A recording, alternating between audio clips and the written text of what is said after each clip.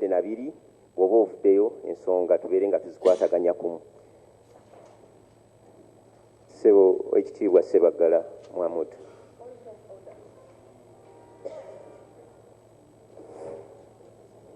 Ekitiibwa Ssebaggala Mwamudu.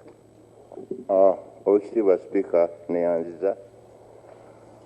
Mbadde njagala okusaba Ekitiibwa Katikkiro nga mwebaza byonna byayogedde naye atangaaze ku kintu ky'amateeka kino. Ekitiibwa Katikkiro, kkooti zino nzibu nnyo. Ogambye nti omusango ogusaliddwa mu Kisekwa ogusaliddwa mu kkooti enzungu tegujja kuwulirizibwa, naye Ekitiibwa Katikkiro omanyi kkooti zino zirimu okukozesa amaanyi kubanga muyina ekigambo mu mateeka law of the land enforcement kugamba ebintu ng'ebyo. Oyinza okulowooza nti ekkooti eya Buganda yasazeewo n'oga nti ndi wa ddembe, naye ogenda okuba nga oli awo nga kkooti ya gavumenti eya wakati ekkooti enzungu esaza omusango oba gukusinze oba kiki, ogenda okulaba nga bakooti beriifu bakonkona. Ekitiibwa Katikkiro oli munnamateeka, mbadde njagala oyongere okutangaaza ku kino otugyemu okutya. Weebale nnyo.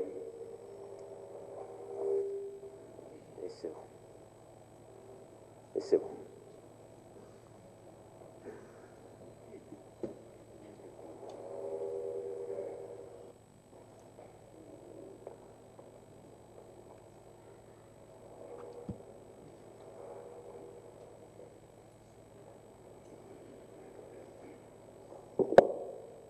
Neyanziza nnyo ssebo omukubiriza w'olukiiko. Ssebo Katikkiro, tukwebaza nnyo engeri gy'otukulembeddemu. Tweyanziza yongera okumyumyula olukoba, nandibadde ebittafuttafu gy'ogenda bingi. Ssebo Katikkiro, mu kwogera okwaggwa walambulula engeri Obuganda gye buyinza okufunamu ssente nga ziva mu ngule. Ssebo Sipiika, Ssebo kikkirizibwa.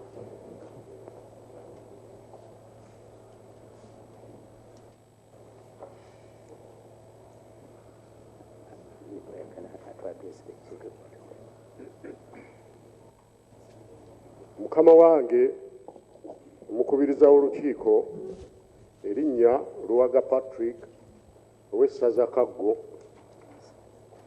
olukiiko lutandise Kamalabyonna atwanjulidde okwogera kwe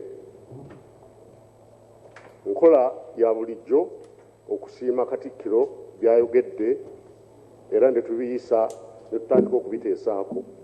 Mukama wange ndeeta ekiteeso nti Kamalabyonna ayogedde bulungi, tweyanzizza era mbadde nsaba olukiiko lukkirize tubiteeseeko.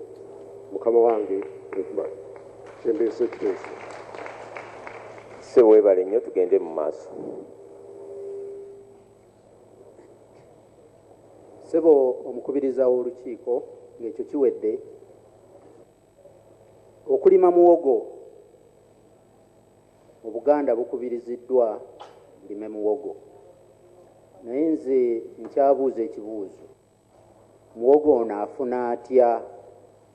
Omulimi bw'anaamulima anaafuna atya asobole okugamba nti yiika yange eneemu kangirimemu muwogo mu kifo ky'okugirimamu ebijanjaalo oba kasooli oba emmwanyi? Ekyokubiri,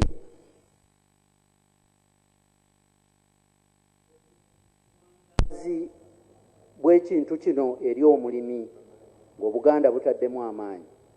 Akatale akamu nti tulina omuguzi omu, oluusi bireeta obuzibu. Ab'Essese kati bali ku binazi obuzibu bwe balina mu bbeeyi oba mu muwendo ogugula ebinazi bungi. N'olwekyo nsaba nti mu kulima muwogo ono tutunulireko akatale akalala, nti omuguzi ono omu aleme kutunnyika bw'anaalaba nga muwogo mungi alyoka agambe ate siimugule. Ab'ebikajjo wano nabo bakaaba, abasoga baabalimisa ebikajjo, naye omuguzi olw'okuba ali omu bwe bituuka n'abacyangacanga bangi ne bafiirwa. Waliwo akatale ka sitaaki, mbadde nsaba minisita w'ebyokunoonyereza anoonyereze oba ddala sitaaki ayinza okukola akatale ak'okubiri aka muwogo. Ssebo Sipiika neyanziza nnyo. Webale nnyo.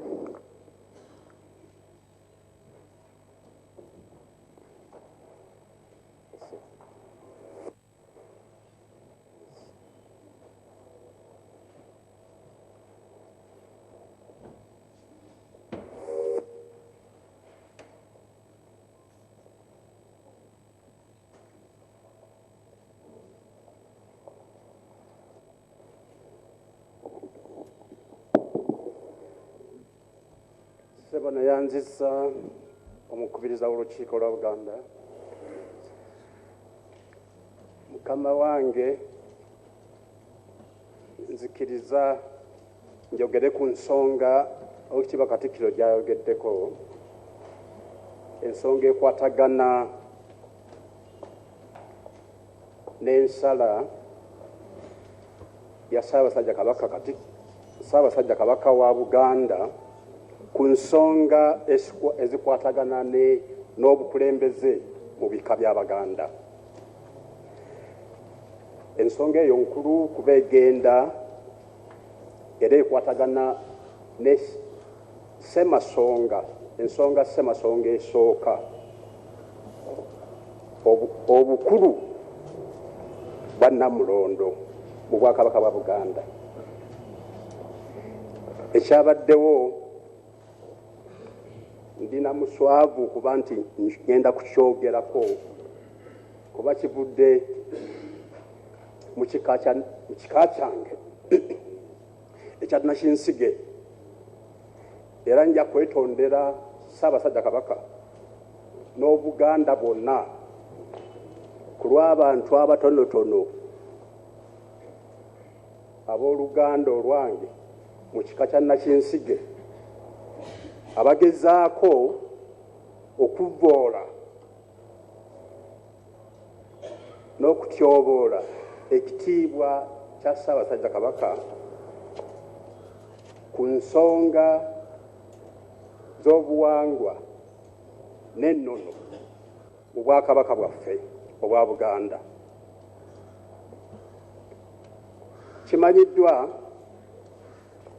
nti Ssaabasajja Kabaka ku nsonga zonna ez'ennono obuwangwa oba empisa z'Abaganda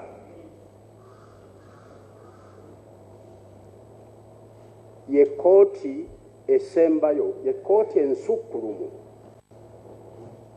esalawo ku nsonga ezikwatagana n'ennono eyo oba empisa eyo oba obuwangwa oba bwogerwako. Tewali kujulira. Ekyabaddewo era mujjukira kyayogerwako wano mu lukiiko lwa Buganda, Katikkiro yakyogerako, era ne tuyisa n'ekiteeso ekyebaza Ssaabasajja Kabaka olw'ensala ennungi ey'obwenkanya ku bukulembeze bw'ekika kya Nakinsige. Naye ekyewuunyisa abo abaasingibwa omusango ogwo mu nkaayana ebaddewo okumala emyaka mu kika kya Nakinsige ate nga batono, kye baakoze kwe kugenda mu High Court e Kampala mu kkooti eya Uganda nga bawakanya ng'ebigambo bye basaba kooti eri biba biwakanyiza ddala ensala ya Ssaabasajja Kabaka owa Buganda ku nsonga y'obukulembeze obw'ennono mu kika kya Nakinsige. Nsanyuse nnyo okuwulira nga Ssaabasajja Kabaka ne Katikkiro tebajja kugoberera biragiro ebiva mu kooti ez'e Kampala ku nsonga z'obuwangwa n'ennono n'empisa z'Abaganda naddala ku bukulembeze bw'ebika. Ekyo kintu kikulu nnyo. Neebaza Katikkiro wa Buganda olw'okusalawo okukola ekyo ku lw'obulungi bwa Buganda, ku lw'obulungi bwa Namulondo. Ssebo tweyanzizza ku lw'ekika kyange, neeyanzizza neeyanzeege. Naye nga bwe nagambye nina obuswavu kuba ate abamu ku baganda bange be bakoze ekyo. N'olwekyo ku lw'ekika kyange nsaba munzikirize neetondere Ssaabasajja Kabaka olw'ekikolwa kino eky'Abaganda bange abatono, era nsaba neetondere Obuganda bwonna olw'ensobi eyo ekoleddwa baganda bange mu kika kya Nakinsige. Era nsaba n'obuwombeefu olukiiko luno luyise ebiteeso bino bibiri. Olukiiko luno lwa Buganda luvumirire abantu abatonotono abagezaako okuwakanya ensala n'ebiragiro bya Ssaabasajja Kabaka ku nsonga z'obukulembeze bw'ebika bya Buganda eziba ez'ennono n'obuwangwa n'empisa z'Abaganda nga bwe ziri. Ebintu bino tebiyinza kusalibwawo. Kooti ziri, zibenga nkugu zitya, zibenga za magezi gatya, naye buno buwangwa bwe tuba bakukuuma mpisa zaffe n'ennono z'Abaganda n'obuwangwa bw'Abaganda, situjja kukolera ku biragiro ebivudde eri emitala. Ssaabasajja Kabaka yajja okusalirangawo ekyenkomeredde. Eyo yebadde enkola emirembe gyonna mu Bwakabaka buno.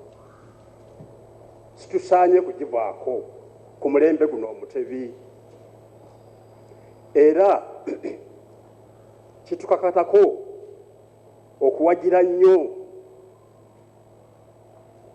ekyogeddwa ekitwanjuliddwa Katikkiro wa Buganda nti bo bajja kugoberera nnono na buwangwa so si ku biragiro bya kooti za Uganda ku nsonga z'obuwangwa bw'Abaganda.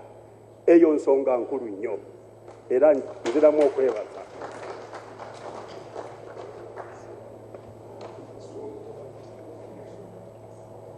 Ekiteeso ekyokubiri, era nsaba olukiiko lwa Buganda luno okwebaza nese kwebaza yenna Oweekitiibwa Katikkiro wa Buganda nti tajja mu ngeri gy'asazeewo, tajja kwanjula muntu yenna muyite mutaka eri Ssaabasajja Kabaka wa Buganda nti oyo ye mutaka, ye mukulembeze w'ekika gundi ng'akolera ku kiragiro ekivudde mu kooti za Uganda, High Court ya Buganda. Ekyo abantu bonna mu Buganda bakitegeere, n'abo abalumiddwa olw'ensala ya Ssaabasajja Kabaka, kuba abantu abamu amazima gabakaayira naye kabaka bw'aba asazireewo tukkirize eyo y'ensala ya mukama waffe y'omutwe gwa Buganda ku nsonga z'ennono mu Buganda. Ekyo kijja kuyamba nnyo okutebenkeza obukulembeze mu bika byaffe, okukulembeza n'eggwanga lyaffe Buganda, naddala okwongera okuwanirira n'okussa ekitiibwa mu Namulondo Ssaabasajja Kabaka wa Buganda awangaale.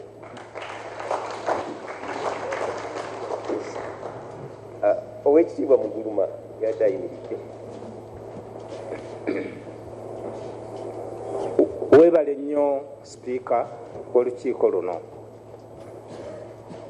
Oweekitiibwa Katikkiro ayogedde bulungi nnyo, naye nze ensonga gy'ayogeredde ddala esinze okunkwata accident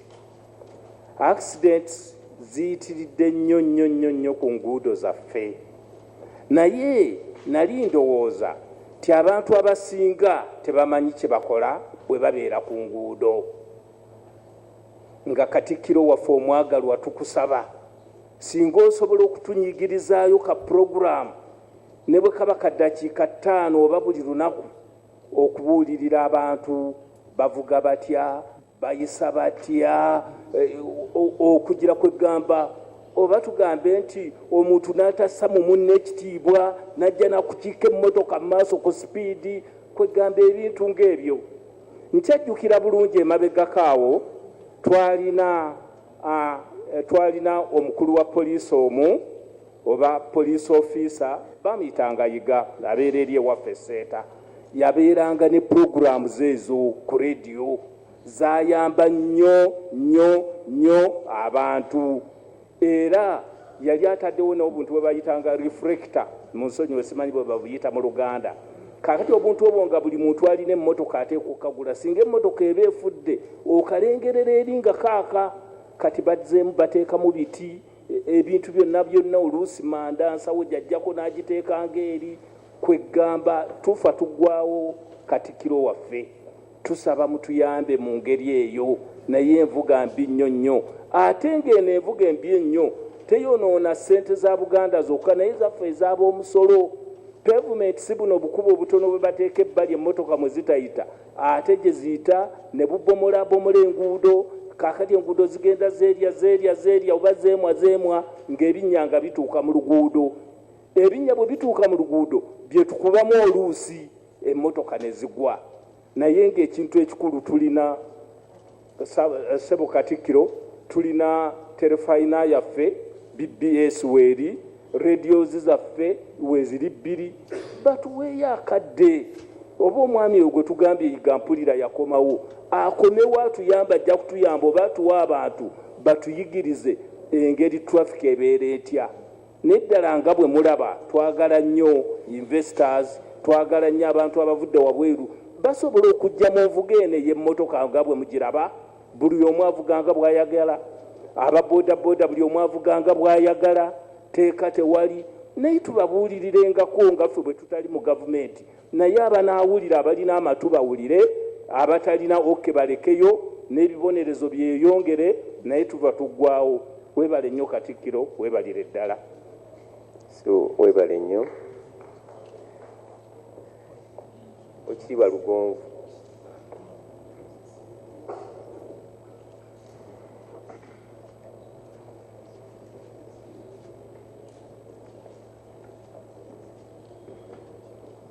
Ssebo neeyanze nnyo, neeyanzeege. Akalulu kabuuse ne kagenda eri nga mbadde njagala okukkaatiriza omubaka badayogera ku bigambo by'amateeka ebyaffe, kubanga nina wano ekitabo ekikakafu kyakakasibwa nga tekyafugibwa ab'amatwale. Ensonga zonna eza Buganda weeziri, n'atono jjeno wange wano yakijjamu kyali kikaddiye nnyo, n'akola eddiba lino nekidda buto. Amannya nze Edward Kamya Lugonvu nga nkiikirira kya Ddondo, era Ssebo ntuula ku kooti y'owekitiibwa y'omutaka Kisekwa eddiiro lya Katikkiro. Mukama we Katikkiro neeyanze nnyo okuwulira nga ate nange ompadde amaanyi wali.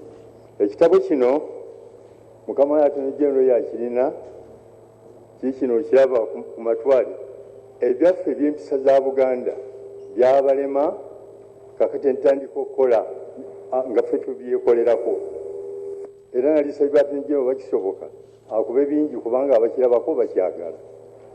Okwongera okukakasa kwekyo ssebo bw'ogenda ewa Administrator General bwe bituuka ku by'empisa zino ezaffe nga baga nti ebyo byammwe mbyemalira bo kye baagala byanfuna naye olumbe lwo oyebyanga bw'oyagala naye kasi okukwata ku byenfuna nga byoka bidde ewuwe byabasobera dda ssebo.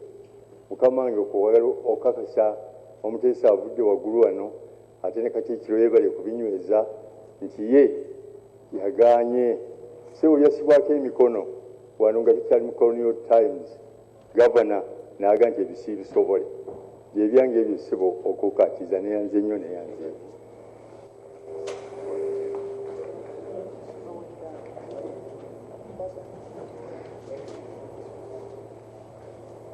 Mukama wange Sipiika neyanziza nnyo omukisa guno era njagala okwebaza Katikkiro ebigambo bye nga nja kuteesa ku nsonga bbiri zokka. Esooka ey'Obwakabaka obutagendera ku nsala za kkooti ku nsonga ez'ennono. Ekintu kino Mukama wange Sipiika nange njagala okukiwagira nti ng'Obwakabaka tulina okusoomoozebwa nti ensonga Ssemasonga ey'okunyweza Namulondo ekinyusi kiri ku nnono. Ekinyusi tekijja kubeera walala wonna. Naye bye tulaba kati wadde guno omusango guli mu kkooti waliwo n'ebirala abantu bagenze bava ku nnono nga waliwo omulimu ogulina okukolebwa. Ndowooza nti minisita w'ebuwanga n'ennono ensonga eno alina okugisoosowaza. Bwe tuneetegereza ennyo entalo zino zirimu ebyenfuna n'abantu okutunda ettaka ly'ebika n'abantu okubeera nga batunda embuga byanfuna. Oli ajja n'agamba nti nze ntwala wano n'asoosowaza ebyenfuna n'alandira okwo. Ndowooza nti ekintu kino Mukama wange Sipiika kigazi era kiro senga eyo nywerera ddala bekikwatako bonna balabe nti tusoosowaza ensonga ey'ennono. Ekirala Mukama wange Katikkiro kyokonyeeko kyeky'abantu abaweereza ab'enjawulo abaagala okusisinkana buli lwe bakusanze ne bagamba twagala okusisinkanako ate ng'obasisinkana naye ndowooza balina ensonga endala gye baba baggusa si kusisinkana ku manzaali si kusisinkana nga baleese ettoffaali naye ndowooza balowooza balina ebirowoozo bye baagala okuggusa engeri Buganda gyetuuka ku ntikko. Ate olw'okuba nti bonna bayalanira kusinkana Katikkiro ng'alina baminisita ndowooza nti awo nawo ku ttooki abatongo ab'amasaza n'abaami ba Kabaka minisitule yaffe ya local government etuusa ebirowoozo byabwe kubanga ekyokubeera nti buli omu ayagala kusinkana Katikkiro kiraga nti waliwo balina kye baagala ebiwandiiko babigguse. Naye ndo Katikkiro nja kusaba ensonga eno eddemu ogyetegereze olwawo basisinkana ku mikolo egy'enjawulo naye balina ekirala sisinkanamu era si kyo bayinza kusisinkana ani omulala okulaba nti beeyongera okunyweza Obwakabaka. Neyanza nnyo Mukama wange Sipiika. Katambala.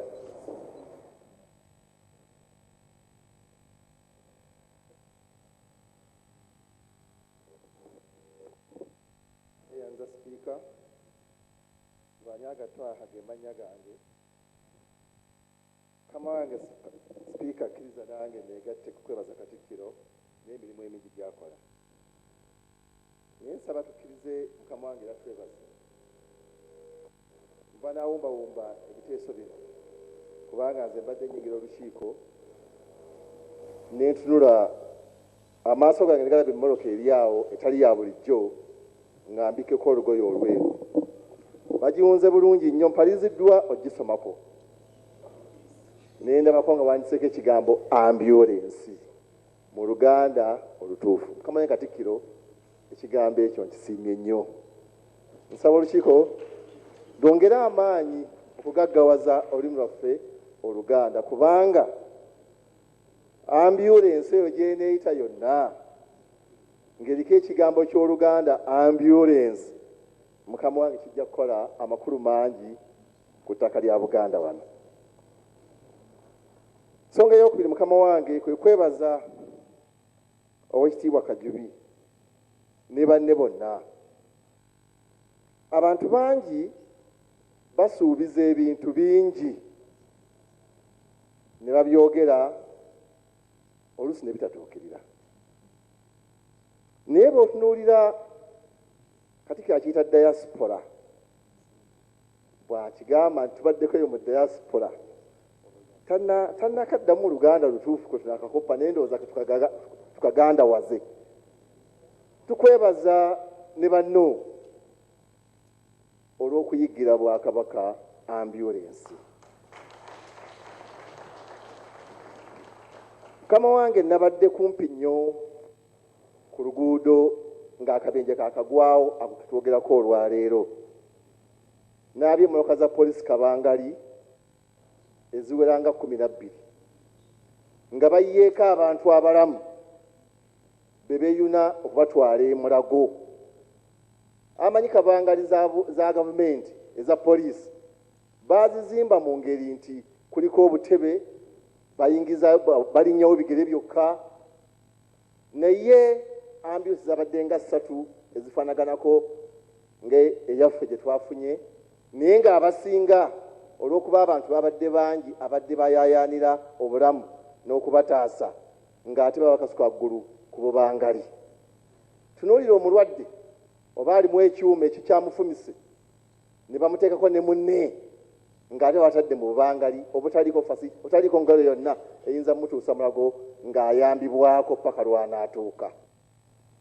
Amakuba gaffe galimu obugulimu bungi ng'emugalaba. Ambulance oba Kabangali ya poliisi nga taddeko ekitaala edduka ate emisinde okusinga ennyonyi eri ku lwaniwe. Omulwadde bamubuusa n'agwa naddawo ne bamubuusa n'agwa naddawo nga babuuka obugulumu nga talina ngeri yonna gy'ayinza kusangibwa nti wadde baamutisseeko nga mulamu naye n'atuuka e Mulago ng'akyali mulamu. Mukama Katikkiro Mukama akyakuwadde omukono gwe era okolera mu maanyi ge mu byo bw'oyongera okusaka za ambulance kubanga kitundu kya bulamu bw'abantu. Ababeeyo ku TV mwabirabye naye ffe ababira nga tuli ku luguudo kwennyini baba atuwasa gwe ntudde ebbali naye nga muli ku radio CBS egenda ebiranga tetumanye ekigudde mu nsi yaffe naye ng'obubangali obutwala ate abalimu obulamu bwongera bajja mu bulamu. Mukitwale nti kituufu naye tunuulira nga otudde ku pick-up ng'ogalamidde n'ebiwundu byo nga kuliko n'abalinnyeeko ate abakuuma naye ng'emmoloka edduka okusinga ekirala kyonna temuliimu kantu konna. Ekyo nakyo Mukama wange bulwadde bwa Buganda. Bwe twagenza okunuulira amawulire n'olukalala lwa bannaffe abaafudde abasinga bazzukulu bannambi kyannaku. Mukama wange nga weegasa Kajubi ono ne banne bongera otusakira ambulance naye embeera ya Buganda ekaabya amaziga.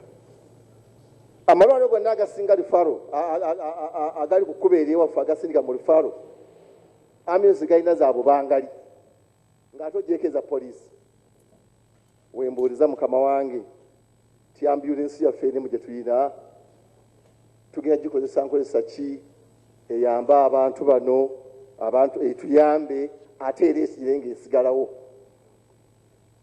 Ensonga eyokubiri mukama wange Matikkira ge walanga edda mu lukiiko lwa Buganda. Bwe ngenda okutambulira mu nnono, omugabe gwe wampadde Oweekitiibwa Daudi Mpanga nga yagenda okukulira amatikkira gano, yatugambye nti ga nnono gagenda okuggyayo abataali Nnaggalabi enkola bwe yali.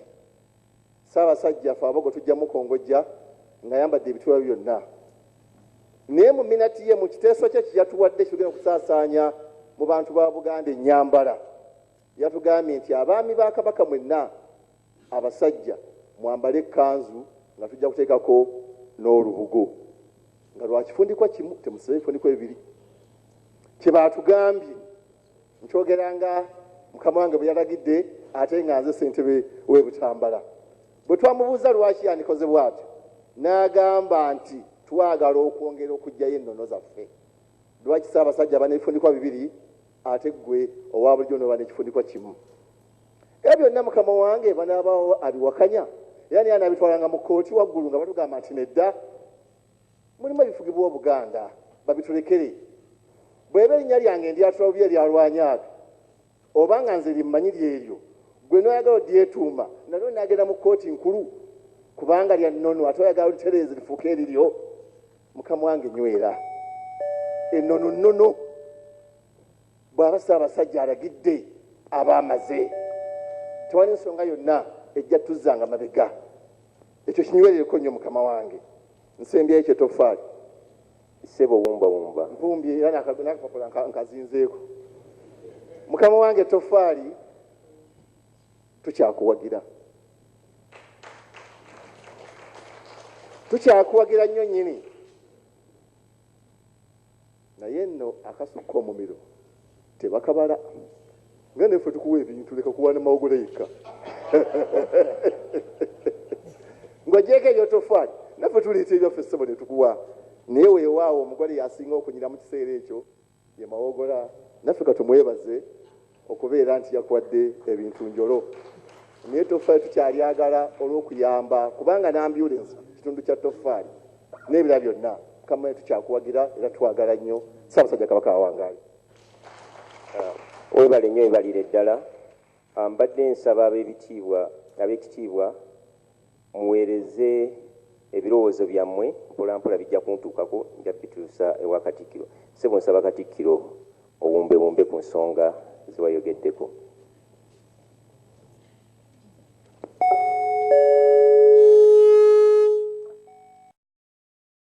Mukwenda simulaba naye bamuwadde omumyuka wa Mukwenda omujja ngadda mu bigere bya Gita Semeyi Mukwatambogo eyawummudde. Awo nno mbasaba mwenna mumuwagire emirimu gya Ssingo gyongere okutambula obulungi.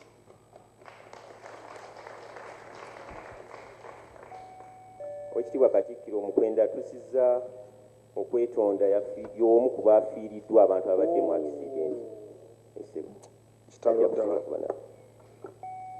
Oweekitiibwa Muhammad Ssebaggala yabuuzizza nti binaaba bitya singa kkooti enzungu ewadde ebiragiro ebyo tebibeera bya buwaze mu mateeka. Kyeyagadde okumanya naye waliwo etteeka lye bayita Judicature Act irimu akawaayiro namba 15 akawa kkooti ebbeetu okuzza ensonga z'ennono mu bikikwatako. Naddala oli ensonga eyo bwebanga eramuddwa mu ngeri eteesittaza, kkooti erina eddembe okulekera Kabaka obuyinza obwo mu butuufu. Kati kkooti ekigiteekeddwa okukola kwe kukitaputa ng'abateesa bonna bwe boogedde wano. Naye singa kkooti tetapuse nga bwengezezaako okulambika, tugambe negamba nti Muhammadu Ssebaggala gwe mukulu w'ekika ky'omutima. Ekyomutima anti kye ŋŋamba nga toli mu nnono nga muno tosobola kukulembera kika kya mutima, sijja kukutwalayo ewa Kabaka ekiba kibe. Awo mba ntuuse okujeemera kiragiro kya kkooti, kubanga olwo tuba tugenda kusaanawo busaanyi. Naye ng'akawaayiro weekali sirowooza tujja kutuuka ku sseeryo eryokugamba nti kati Katikkiro agaanye okutwala omukulu w'ekika eyalondebwa ekkooti, Bawannyondo bagende bamukumuleeyo mu Butikkiro oba mu Bulange bamutwale, oba banaakola batya? Kuba Wannyondo ne Kabaka anaamuggyayo mu Lubiri. Kabaka tuula ku Namulondo, Katikkiro twalayo Muhammadu Ssebaggala yakulira ekika. Nabo balina kiro kinabagenda nti bakootakoota mu Gaalumonde, tekirina bwe kijja kukola. N'olwekyo ekisinga tutambulire mu kawaayiro ako, era n'ebintu ebyo tujja okugezaako okukola okuwuliziganya n'abakulu mu kitongole ekiramuzi. Twogera bwogezi wano naye tugezaako okulaba nti tutuukirira abakulu mu kitongole ekiramuzi basobole okugonjoola ensonga eno ya bulabe nnyo eri Buganda, bya bulabe nnyo nnyo nnyo. Era neewuunya omuntu agamba nti ayagala nnyo ennono ate yennyini nannyini kiggwa n'akiweebuula nti ate njagala nnono kwenfiira. Bwentyo njagala okwebaza Oweekitiibwa Joseph bali ku ddembe yeetondedde Ssaabasajja Kabaka ku lwa bannakinsigi.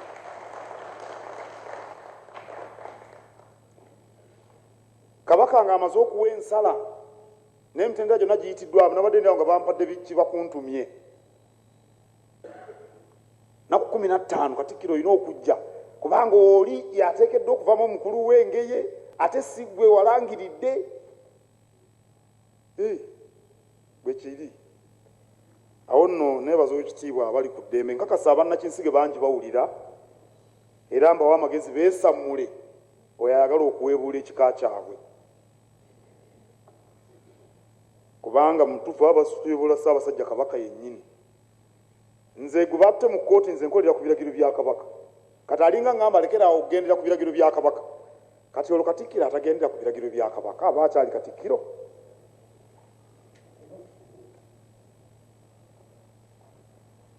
Oweekitiibwa Damas Mulagwe yeebuuza omuntu alima muwogo ono w'okusogola mu ngule afunamu atya? Ajja mmutunza abangule. Siina buyinza kugereka musaala bbeeyi nti kilo ya muwogo ejja kugula bweti, naye nze ndowooza abadde alumwa enjala tebayinza kukuwa mmere ate n'ojuliza enva.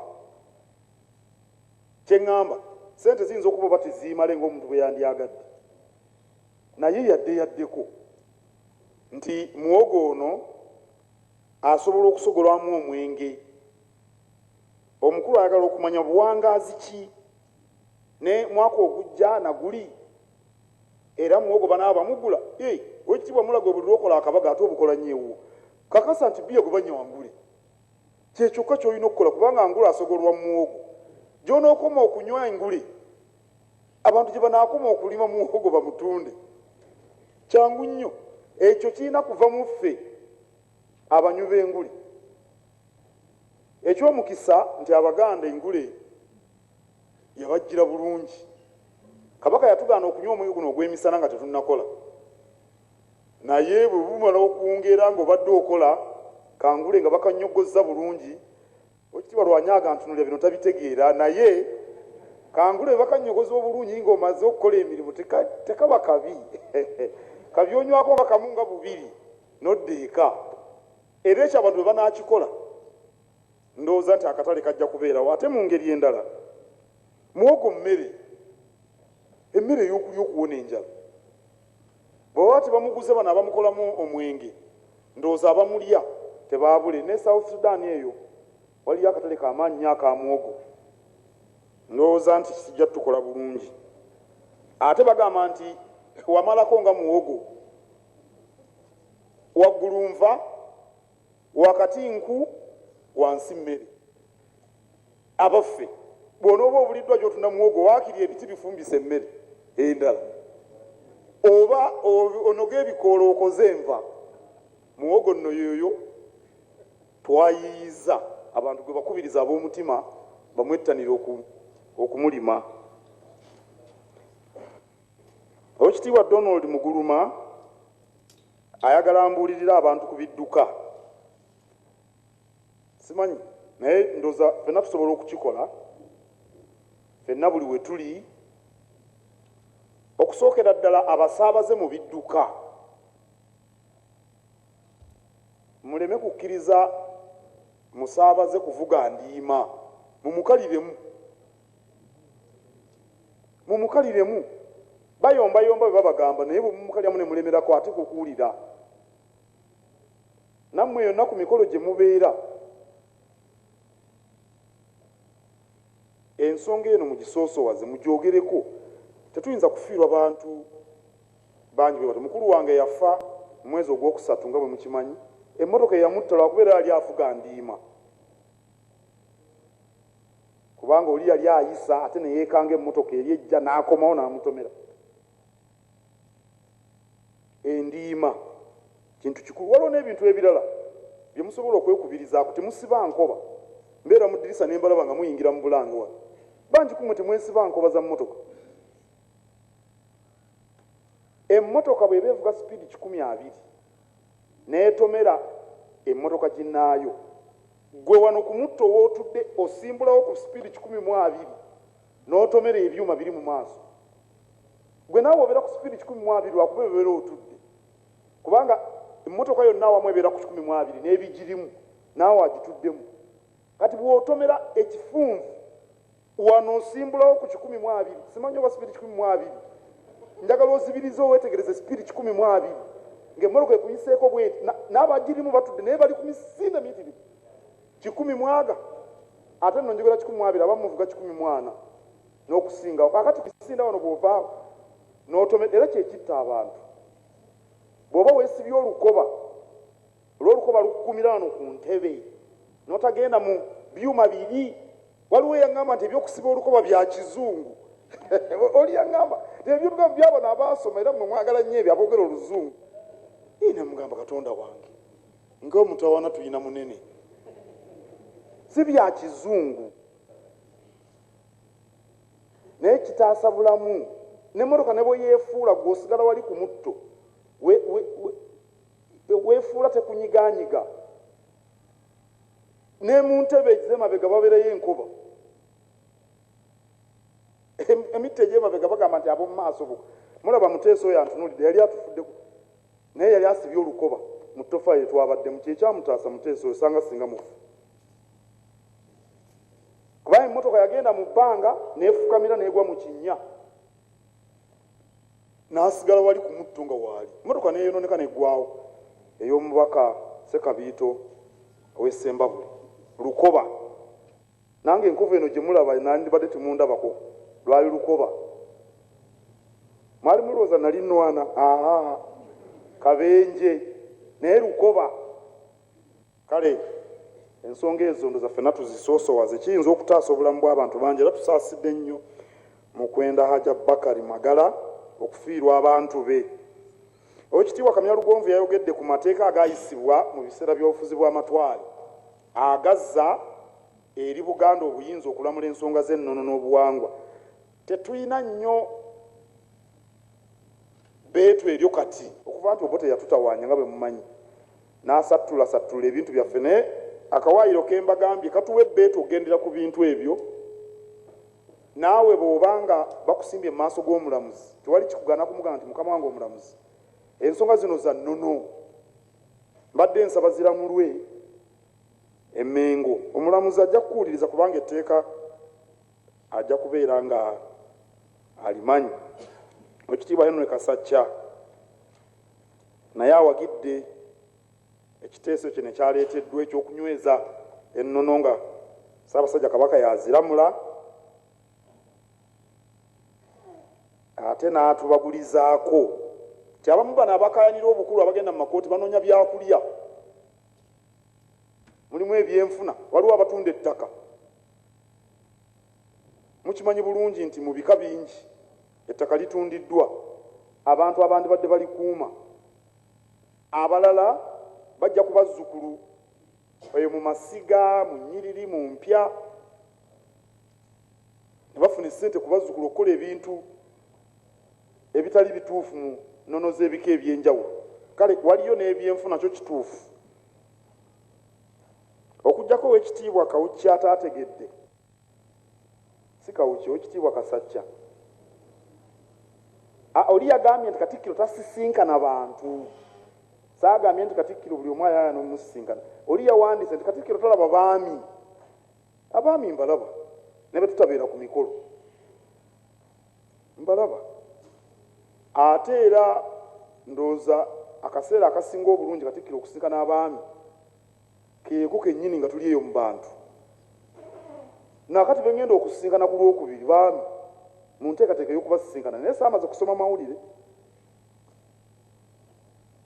naye ng'okusisinkana kyo kirungi kubanga omukulembeze ateeka okusisinkana abantu onoomanya otya ebibafaako kyekintwala n'eyo mu byalo si ttofaali lyokka era mukimanyi banjagala nnyo okulaba embeera abantu mwe babeerera ddala nanditegedde nti esinga eyo temwambaza baana ngatto singa saagendayo nandikitegedde nti Oweekitiibwa Kawuki tukwebaza emirimu gy'okolera Kabaka mu gavumenti ez'ebitundu era tukusaba osengeremu amaanyi bannasingo bagulire abaana engatto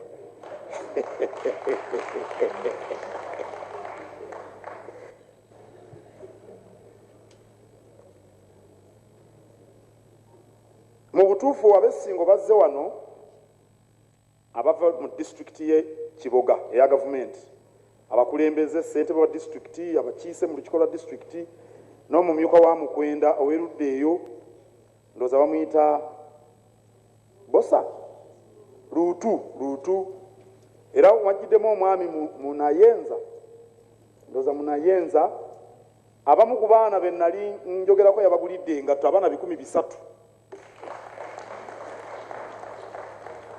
era ngenda essingo nga 16 omwezi ogw'11 ekintwalayo okulaba abaana baba bagulidde engatto nina amasomero gengenda okulambula gye nasanga abaana batalina ngatto ate buli muntu alina essowaani ya TV n'olubaati lwa sola ojjawa ssente ezigula olubaati lwa sola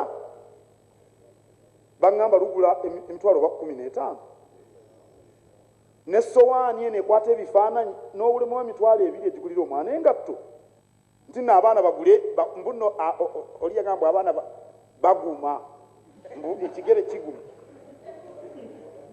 omanyi waliyo omusajja baali bamuyita Shaka Zulu kabaka w'Abazulu mwali mumuliddeko Shaka Zulu bwe yabanga atendeka ejje yasanga abamagye babambaza engatto simanyi bamumanya ebiraato kabaka bye bamutikkiriramu ebiraato ebyo bye mulaba kabaka bye bamutikkiriramu ebiganda amagye g'Abazulu bye gaayambalanga n'abagamba bino mubijjeemu bibalemesa emisinde nga tuli mu lutalo n'alyoka ayaliira amanda agaliko omuliro abasirikale abali mu kutendeka n'abagamba mugatambulireko ebigere bigube Shaka Zulu ebino byenjogera simboozi byafaayo bwekyali naye ab'essingo balooza tukyali mu mirembe gya Shaka Zulu